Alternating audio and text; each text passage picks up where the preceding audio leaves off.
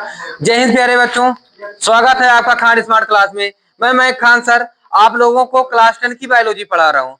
Class 10 की biology में हम सबसे पहले अलैंगिक जनन को समझे, फिर लैंगिक जनन को समझे। लैंगिक जनन के बाद मैंने पुष्प के सभी चक्रण को समझा। पुष्प के सभी चक्रण को समझने के बाद फिर उसके जनन के जो मुख्य अंग होते हैं उनके बारे में समझने की कोशिश की, जिसमें से जनन प्रक्रिया में एक और हेडिंग अगली है हमारी निषेचन। ये निषेचन होती क्या है? देखिए वीडियो में ये निषेचन हेडिंग दिख नहीं रही होगी, तो जो समझ लीजिए यहाँ पर निषेचन की हेडिंग है, यहाँ पर आप निषेचन डाल लेंगे।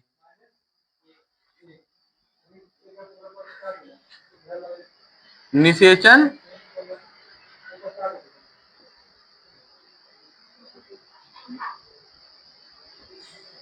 फर्टिलाइजेशन।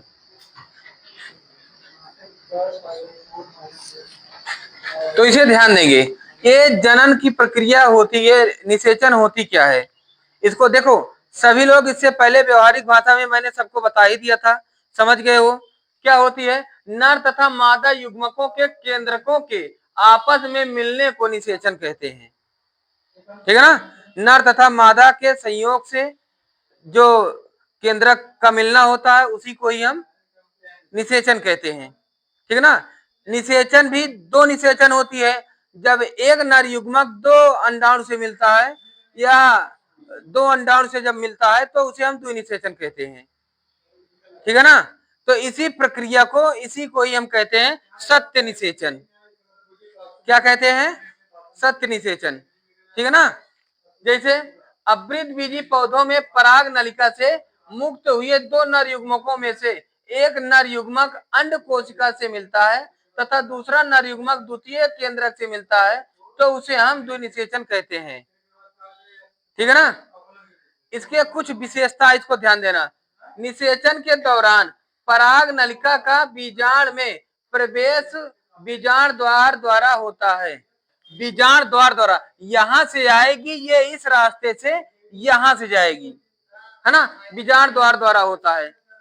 और फिर एक नर युग्मक अंड कोशिका के साथ संलयित होकर द्विगुणित युग्मक बनाते हैं। मतलब एक अंड कोशिका, एक नर युग्मक अंड कोशिका के साथ मिलकर, बस एक नर युग्मक का जो है यानी परागकण दो अंडाणु से जाकर मिल जाता है, वही दो जो होते हैं दो से जाकर मिल जाता है तो उसी को कहते हैं द्विनिषेचन या दोहरा निषेचन, ठीक है ना।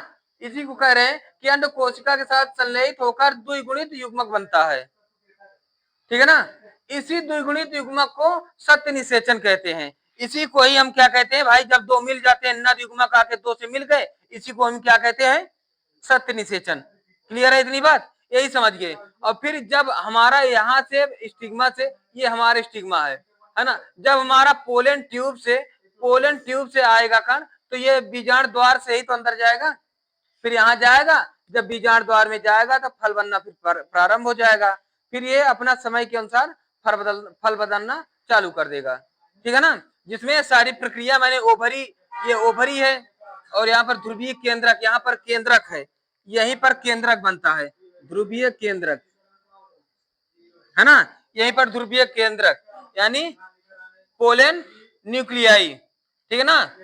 और फिर यहीं सर ये नर युग्मक यहीं से जाएगा, नर युग्मक यहीं से जाएगा भैया, ये नर युग्मक यहीं से जाएगा, ठीक है ना।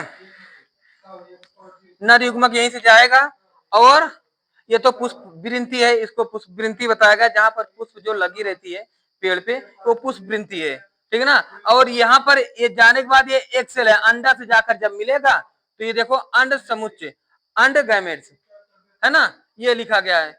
और यहाँ पर एम्ब्रॉय सैक, भ्रूणकोश और बीजाणकाय और निभाग और वर्तिका, इन सबको पूरी तरह से समझा ही दिया हूं, है ना। सब कहाँ कहाँ क्या करता है, तो सीधी सी बात समझो, जब पोलन ट्यूब के माध्यम से परागकण आएगी सीधा बीजांड द्वार से अंदर जाएगी, अंदर अंडाणु होता है, जो अंडा होता है, अंडा से मिलेगी, जब दो अंडा से मिल जाती है, जब एक कण जाकर परागकण दो अंडा से मिल जाती है तो उसे द्विनिषेचन कहते हैं।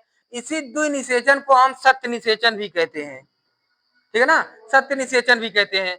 ये पूरी तरह समझ गए इस बात को, है ना, इसको पूरी तरह समझ गए। फिर इसके बाद हम फिगर को समझ गए हैं, है ना, इसको एक बार स्क्रीनशॉट ले लो, फिर इसके बाद हम दूसरा बता दें। अब हम देखते हैं परागण एवं निषेचन में अंतर, इन दोनों को समझ लेते हैं पहले, है ना। इससे पहले मैंने बताया उसको समझ गए आप लोग। तो ये परागण एवं निषेचन में क्या है, परागण क्या है, परागण पराग कणों के समान जात के पुष्पों के वर्तिकाग्र पर पहुंचने की क्रिया है। और निषेचन क्या है, निषेचन में नर तथा मादा युग्मकों का जुड़ना या संलयन होता है, मिलना होता है ना। इससे पहले वाले में अभी मैंने बता दिया। और परागण के लिए बाह्य माध्यम जैसे वायु, जल एवं कीट की आवश्यकता होती है। और इसमें भैया इसमें किसी माध्यम की आवश्यकता नहीं होती, इसमें माध्यम की आवश्यकता नहीं होती, इसमें एक का दूसरे में मिलना होता है, ठीक है ना। और तीसरा ये परागण क्या है, परागण एक वाह्य एवं भौतिक क्रिया है, वाह्य एवं भौतिक क्रिया है। और यह एक आंतरिक एवं लैंगिक क्रिया होती है। वो बाहरी क्रिया होता है, यह आंतरिक क्रिया होती है, ठीक है ना। कई बार क्लास 10 के बोर्ड एग्जाम में ये पूछा गया है कि निम्न में से कौन सी आंतरिक क्रिया है ना। तो ध्यान देना इस बात को, यह निषेचन से पूर्व की प्रक्रिया है और यह निषेचन के बाद की प्रक्रिया है। इसमें अच्छा, निषेचन के बाद की प्रक्रिया को कहना थोड़ा सा अनकंफर्टेबल मानोगे, क्योंकि इसमें निषेचन के समय की क्रिया है, इसको कह सकते हो, ठीक है ना, जिसमें पहले परागण की क्रिया होना जरूरी है ना। इसलिए इसको जिसमें पहले परागण की क्रिया होनी जरूरी है। क्लियर है इतनी बात, इसको समझ गए। फिर इसके बाद है हमारा निषेचन के पश्चात होने वाले परिवर्तन। निषेचन के पश्चात भाई, इससे पहले मैंने समझा दिया था कि कैसे, देखिए जब फूल में होता है तो कई चीजें उसमें दरार बन के गिर जाती है ना। क्या क्या होता है इसको देख लो। निषेचन के पश्चात मुख्यतः निम्न परिवर्तन होते हैं। पहला, वह दल प्रायः मुरझाकर गिर जाते हैं, परंतु कई पादपों में चिल्लग्न होते हैं, जैसे टमाटर, बैगनी आदि, ठीक है ना। अब दल, पुंकेसर, वर्तिकाग्र एवं वर्तिका मुरझाकर गिर जाते हैं, ये तीनों गिर जाते हैं भैया। अंडाशय फल में तथा अंडाशय भित्ति फल भित्ति में बदल जाती है, ठीक है ना। और बीजांड बीज का निर्माण करता है। अब उसी भाई जब फल में जाकर मिल जाएगा तो फल भित्ति में फल बनना चालू हो जाएगा, है ना। फिर वही क्या हो जाता है, बीज का निर्माण करने लगता है ना, बीज का निर्माण करता है।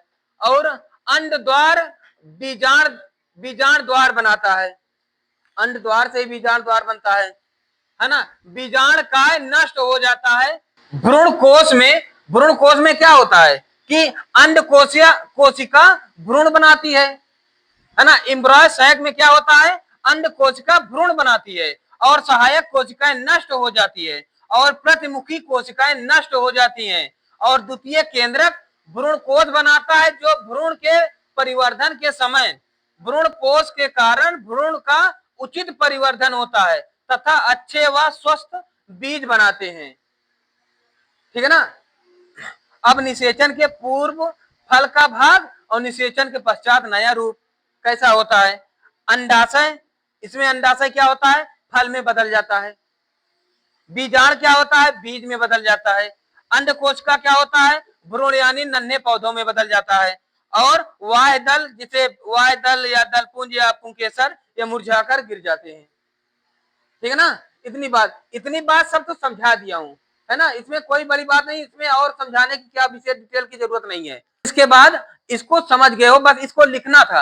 अब हम फल तथा बीज का निर्माण कैसे होता है फिगर के साथ हम समझते हैं, ठीक है ना। इसके बाद हम अगली वीडियो में मिलते हैं फल तथा बीज का निर्माण में। इसका जल्दी से स्क्रीनशॉट ले लो तो हम आगे बताएं।